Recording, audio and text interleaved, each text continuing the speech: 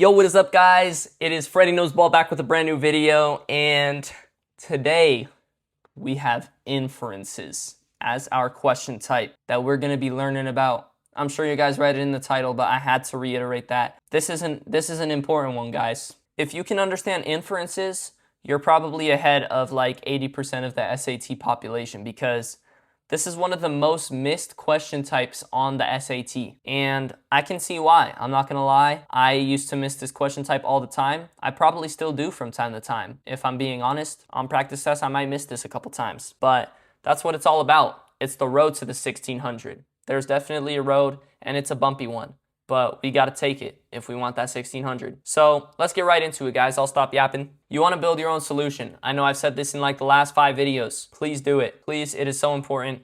Boss, build your own solution. You can't fully boss it because you don't really know what the answer choices are gonna look like, obviously. So you want to just try your best to think of a conclusion or an outcome that will best fit it. And you'll see what I mean when we go into the answer choices if you guys have no idea what I'm talking about. You also, when you do get to the answer choices after you have your boss and you're still stuck, you want to try to find evidence for the answer. So if you're stuck on between the answer choices, look which one has evidence that actually backs it up. That's going to be the right one, because these questions have to have evidence to back it up. Before we get into the first question, I want to talk about what an inference actually is. What does inference mean? An inference is essentially a statement or a claim or even like an assumption that has evidence that backs it up. That's the important part.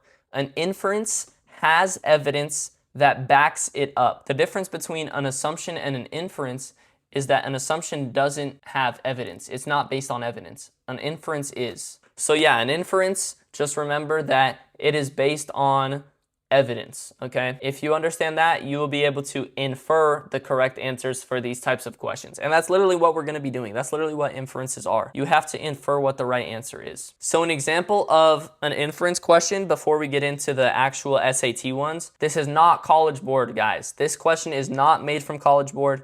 So please don't come at me being like, oh, Freddie, you used a non-College Board question. You are trying to make us fail the SAT. Nah, I'm just trying to give you an example that is more simple and doesn't have all of the redundancy and fluff that normal SAT questions have, so that you guys can actually understand what an inference question is before we get into it, okay? Here's the example. Coach requires all of his football players to maintain a minimum 3.0 GPA in order to play in the championship game. Marcus, the wide receiver, currently has a 2.8 GPA. The championship game is tomorrow. Which choice most logically completes the text? I don't even have answer choices for this question. I just made this up. I tried my best to think of something that maybe the SAT would do if it wasn't annoying and fluffy. So you see, the dude has less than a 3.0 GPA, so he's probably not going to play in the championship game. That's what we can infer.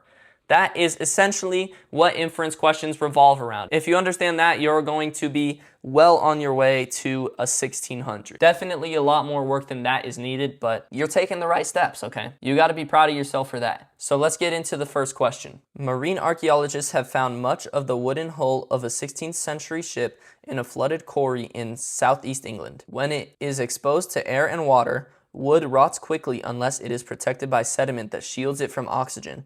Therefore, the discovered ship was likely blank. Which choice most logically completes the text? So you can identify these questions because it'll always ask you which choice most logically completes the text. But let's try to boss this. All right, so these archaeologists found wooden hull in a ship in a flooded quarry. But wood rots quickly when it's exposed to air and water. In a flooded quarry, the wood is exposed to water. So it should have rotted, right? But this ship wasn't rotted. It says that they found lots of the wooden hull. So it says that wood rots quickly unless it is protected by a sediment that shields it from oxygen. So the answer, I would think, has to be something along the lines of the ship was likely protected by sediment. Let's see what choice aligns. A, covered by a protective sediment layer in the quarry. That is about as aligning as it gets, right? Let's look at the other ones just to make sure that's right, though. One of the several other ships buried in the same quarry. We don't know about any other ships. A confirmation of previous theories about the type of wood that was used. We're not talking about the type of wood. First constructed much earlier. We don't know. I mean, we're talking about the 16th century, but that's obviously, you can see how A is the clear winner here, right? Let's move on to the next one. Even with the widespread adoption of personal computers, many authors still choose to write and revise their novels by hand and only then transcribe the final version on a computer. It may be tempting to speculate about how a novel written this way would be affected if it had been exclusively typed instead, but each novel is a unique entity resulting from a specific set of circumstances, therefore blank. Alright, I can actually kind of relate to this because, in my opinion, I think writing by hand helps me articulate my thoughts better, and so I'm kind of thinking of that while reading this passage, and it's helping me understand it more. So feel free to do that, guys. Just try not to overspend time. I think I mentioned that before, but just wanted to reiterate because it personally helped me a lot. But yeah, so we're talking about how some people will write by hand, some people will write on a computer.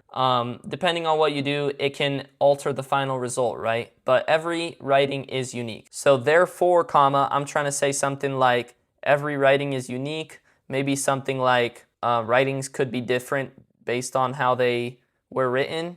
That's just what I'm thinking, because there's not much to go off here, right? It's not like Bob has a 2.8 GPA, he needs a 3.0 GPA to pass. What most logically completes the text? Like, this is a bit more complicated. In order to increase their efficiency, authors who currently write their novels largely by hand should instead work only on a computer. They're not leaning towards a certain side in the passage, so I don't know why you would choose a certain side in the answer. So I don't like A. Authors who do most of their drafting and revising by hand likely have more success. That's also choosing a side, so I don't like that. Novels written by hand take less time to produce on average than novels written on a computer. That's not supported by the text. There's no way to reasonably evaluate how a work would be different if it had been written by other means. That's staying pretty neutral. So I like D because it's pretty much just summarizing what you said in the text. But in the same way, it's also concluding it.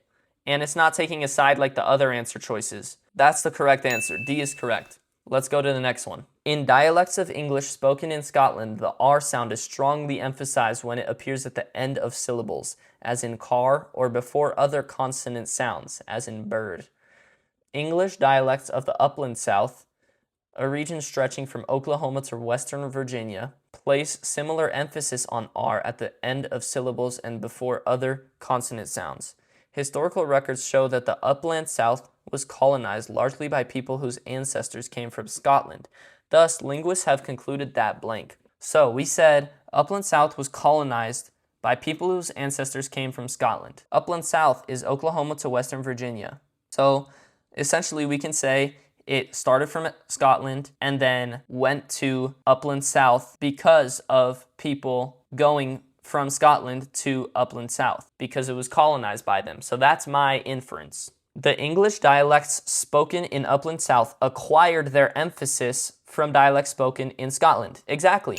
Because Scotland people went to the upland South, and that's where the English dialects acquired their emphasis, right? Let's make sure the other answers are wrong. Emphasis on the R will eventually spread from the English dialects. This is focusing more on the future, whereas we're trying to make an inference on how the language spread from Scotland to the upland South. So I don't like B.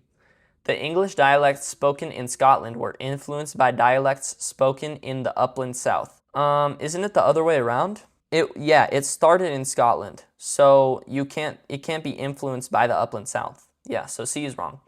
People from Scotland abandoned their emphasis on the R sound after relocating. That's just not supported. People in Scotland still use it. It doesn't say that they stopped. So, all right, guys, I know that was a lot. So please try to continue practicing this and just stay focused on this road to 1600. I hope that this helped you guys, and I hope that I can continue helping you guys. If you guys have found these videos beneficial, please like and subscribe. It helps me out a ton, and it really encourages me and motivates me to make these videos for you guys. So stay tuned, and I'll see you in the next one. Peace.